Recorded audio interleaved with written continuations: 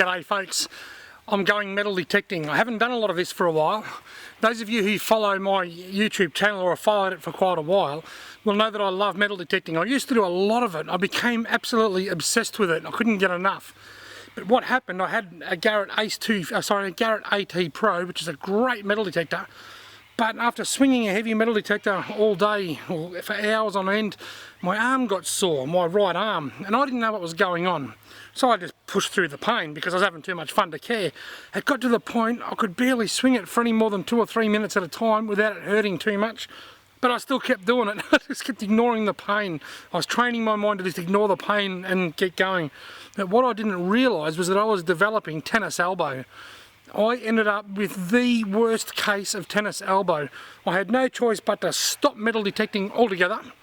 I actually sold my Garrett AT Pro to one of my best mates, Pratty, and I did not go metal detecting for quite a long time, and I could not sleep on that elbow for probably 6 months or more. It was a really serious dose of tennis elbow. Now, I still love metal detecting, but I don't become infatuated with it because I don't want to go through that pain again. It was waking me up every single night.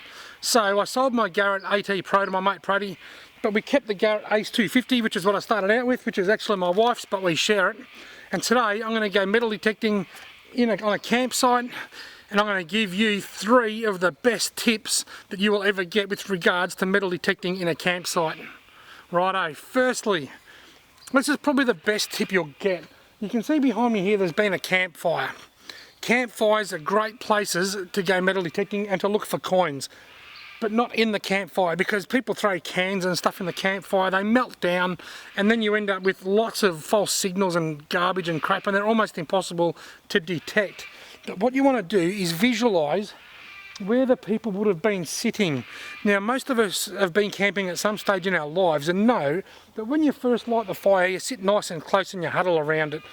As the fire gets bigger, you start getting hotter and you wiggle your way back out. What I think happens, when people get up and down and move their chair back out, that's when they're more likely to lose coins. And as a result, I just love metal detecting around the perimeters of campfires.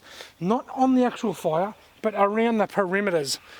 But you do get a lot of garbage in campsites, particularly around campfires, and you've really got to set your discrimination really high. I normally only leave 3 or 4 notches in on this AT Pro, on this Ace 250, sorry, which covers $1 and $2 coins, pennies, and most of the old silvers, and 1 and 2 cent pieces. So I'm really only discriminating out all the modern silver coins and probably gold rings and stuff like that.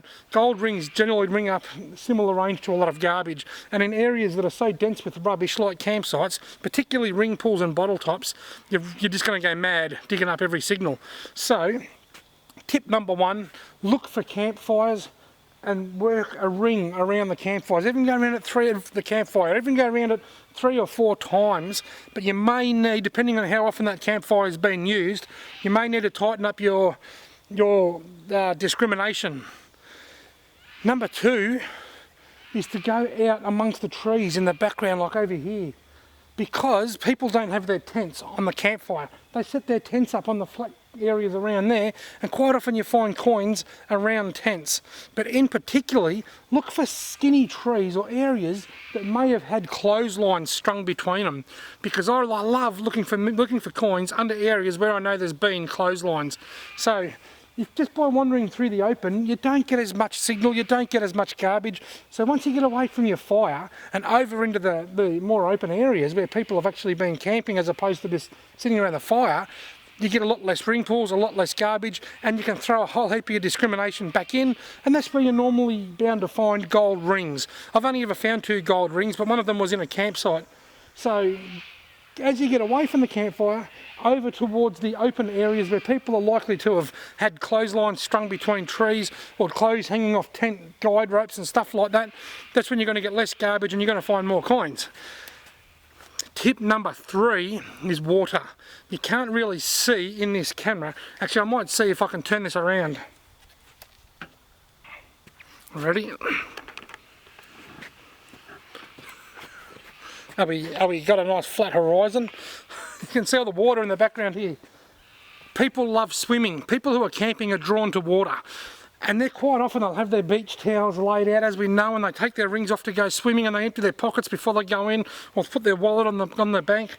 Quite often you'll find a lot of coins and stuff around the edges of water, particularly sandbars obviously, but even spots like this where there's no sandbars, just near the edges of water where people have been more likely to lay on their towels and just observe nature and relax, or just actually go swimming and take off clothes and get changed and stuff around the edges of water. So the three main tips, I'm just going to straighten this up, that's professional. The three main tips to come out of this video: work around the perimeter of campfires, work around the open area where tents have likely to have been, and including looking for where you think clotheslines may have been strung up. And usually skinny trees are a lot easier for people to get ropes around to tie them onto rather than reaching around big trees. So try and find a couple of skinny trees where a rope might have been more likely strung up for a clothesline, and look around the edges of the water. And just quickly before I go metal detecting, one bonus tip that I've got for you right now: don't disregard old campsites. There's an old campsite just down the track here that I saw on the way in. I can see where people have camped there over the years. You can see like a round disturbance in the middle where there's most likely been a fire at some stage. Not this season, maybe not last season. It might not have been 20 years ago. It might even have been back in the 1950s. And I might find some pro-decimal coins. In fact, last year in this very campsite that I'm standing in now, I found a 1912 threepence. So these areas were inhabited back then, and people did visit these wonderful places back in the olden days. So don't disregard old campsites. The new campsites, you'll find more new coins, but when you go into old areas that look like they may have been campsites, you may not even be able to see where there's been a fire, and sometimes you'll get a signal and you'll dig up a bit of charcoal and you'll know there's been a fire. Old campsites can also be great spots to look for coins, and you may even strike it lucky and find a pre-decimal. But for now, I hope these tips have really helped you out. I'm about to go and do a little bit of swinging. I've been doing a bit of fishing down here. I didn't do any good, so I've decided to do a bit of metal detecting. I've got the Garrett Ace 250. I'm in a campsite here, so there's going to be a lot of ring pulls and bottle tops and stuff like that, so I'll show you how I'm going to set it up. Right, I'm going to take out most of these. So I'm going to use this discrimination button. You can see the little notch moving across there. Then I push the eliminate button to remove that peg. So I want that gone, that gone, that gone. And I'll take the things out of the top away as well. I'm going to leave those 4 pegs in for now and see how that goes. If I get too much junk, I can take that other one out. With modern currency in there, I should have everything from 50 cents to $2 coins. And most of the old currency, the old pennies and the old silver coins, will also fit into there. So I'm really only going to be losing 5, 10 and 20 cent pieces and gold rings and stuff.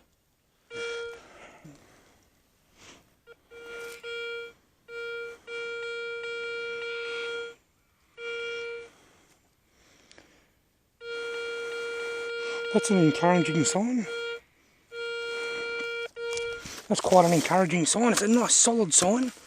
Doesn't appear to have been a fire here. It's saying that it's deep, which is something that I always like when I'm looking for coins, because coins often say that they're deep even if they're not, depending on the size of the coin. So whatever it is out. By the looks of it, whatever it is out. That's not that, is it? No.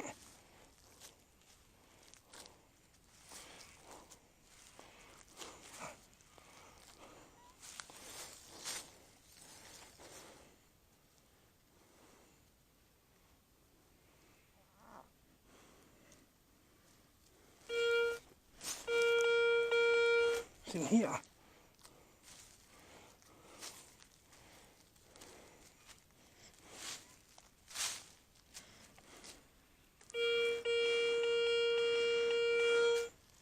Somewhere just here, there it is. Ah, look at that. A 1 cent piece. It very much looked like a coin.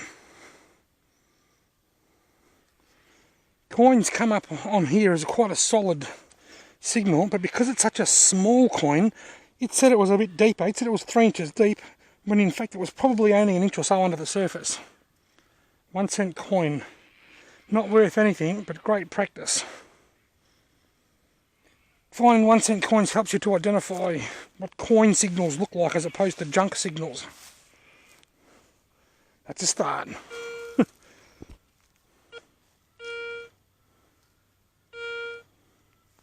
Medium-sized coins are the coins that are normally at the depth they say they're going to be at.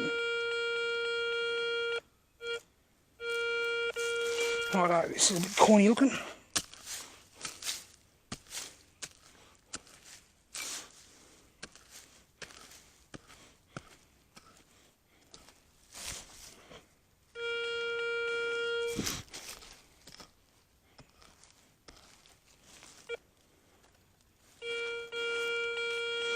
Might be out actually.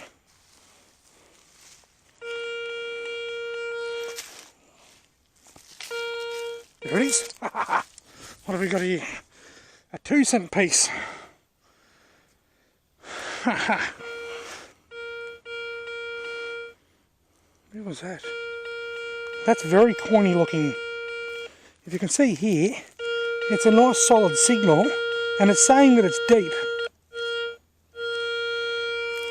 Because it's a solid signal, it's not bouncing and it's saying that it's deep, that's a good sign that's a coin. Now, if it is a coin, if it's a small coin like a 1-cent piece, it might be right up near the surface. If it's a large coin like a penny, it might be down further than what it's saying. If it's an average size coin, like a 2-cent piece, it'll be around about 4 inches. So what I'm going to do, just dig out a little bit. Let's see, here we go. Is it out? It's out. Whatever it is in there by the looks of it. No, over here maybe. Whatever it is in here. There it is. It's another 1-cent piece. Remember what I said? It said it was down 6 inches. My entire hole's not even 4 inches because the coin is smaller than the average size coin, which these machines are programmed to find. Because the coin is smaller than the average size coin, it automatically comes up as being deeper. And if a coin's bigger than the average size coin, it'll have a more powerful signal and it'll come up as being shallower. That came up as 6 inches, but being that it was a small coin, it was only down about 3 inches. It's only a 1-cent piece anyway, but still a lot of fun.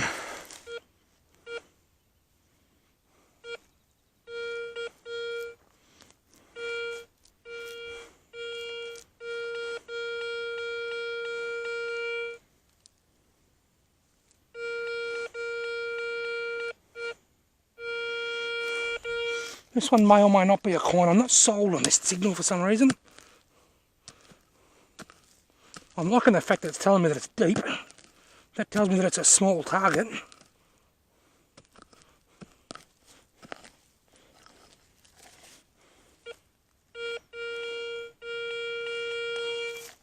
Right.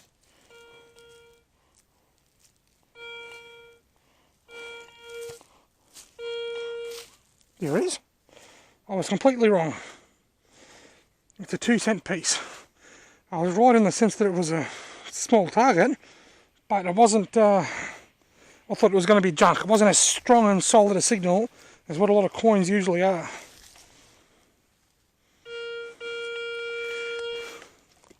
If it's only, say, a 1-cent piece, here we go, here it is.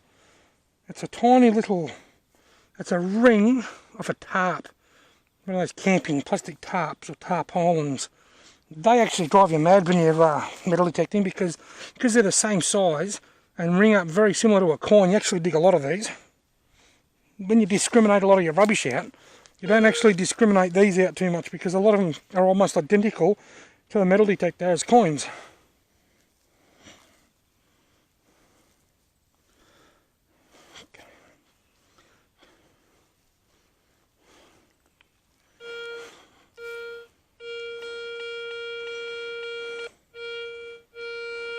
This is actually quite a coiny signal. This one, I'm liking this one.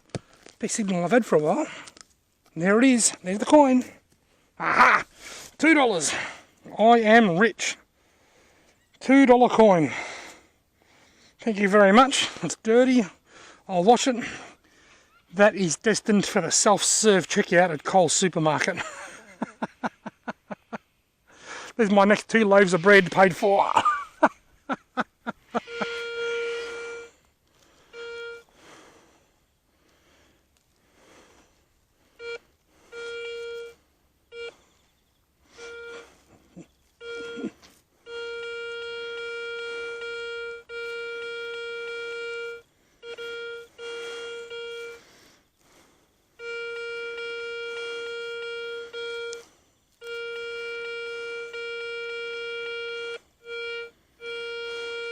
I like that it's saying that this is down deep.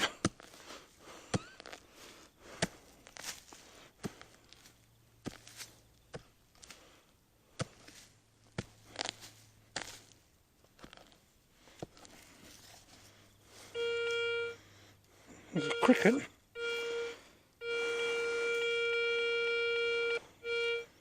There's another good signal right there. Haven't even found the first one yet, and I'm looking for the second one.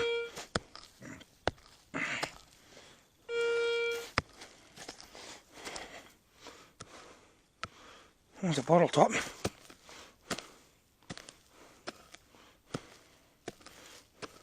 Here we go. Haha, spotted it with my eye. 1 cent piece. 2 signals next to each other that look quite coiny. A 1 cent piece and a bottle top. That goes into the rubbish, that goes into the pocket.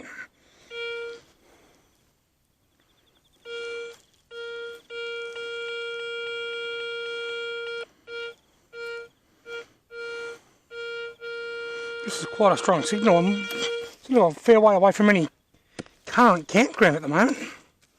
I'm in between campgrounds.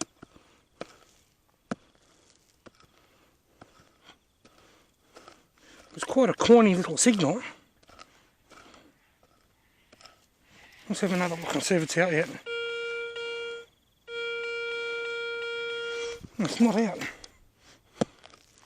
Let's break up a bit more clay. Right, what about now? We're out. There it is. Aha! Gold! I've got gold. A $1 coin. Ha ha ha. And now I'm rich. Now I am rich.